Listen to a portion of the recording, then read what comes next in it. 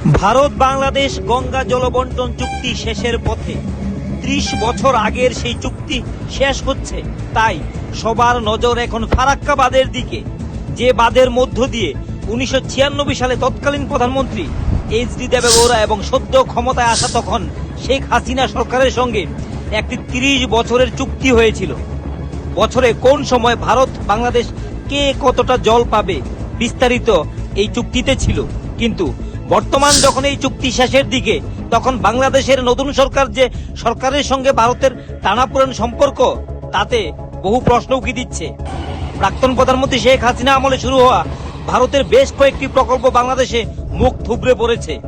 গত মার্চ মাসে গঙ্গা জলবন্টন চুক্তি নবীকরণের উদ্দেশ্যে একটি প্রতিনিধি দল ভারতে আসলেও ভারত আগের মতো সেই দীর্ঘমেয়াদী চুক্তিতে রাজি নয় এবং বেশ কিছু শর্ত পরিবর্তন করতে ইচ্ছুক, এমনই তথ্য পাওয়া যাচ্ছে।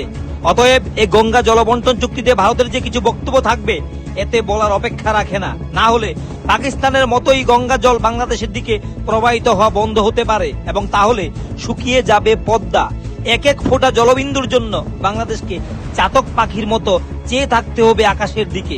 ইতিমধ্যে ভারত স্থলবন্দর দিয়ে বেশিরভাগ পণ্য আমদানি রপ্তানি বন্ধ করে দিয়েছে। তারপর থেকে বাংলাদেশের সুর অনেকটাই নরম হয়ে আসছে।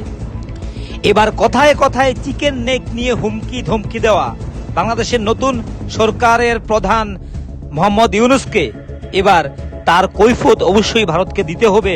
অবশ্যই গঙ্গা জলবন্টন চুক্তির টেবিলে সব আলোচনাই এবার কিন্তু হবে এবং বাংলাদেশের ইউনূস সরকারকে তার যে কৈফিয়ত দিতে হবে, এটা বলাই বাহুল্য।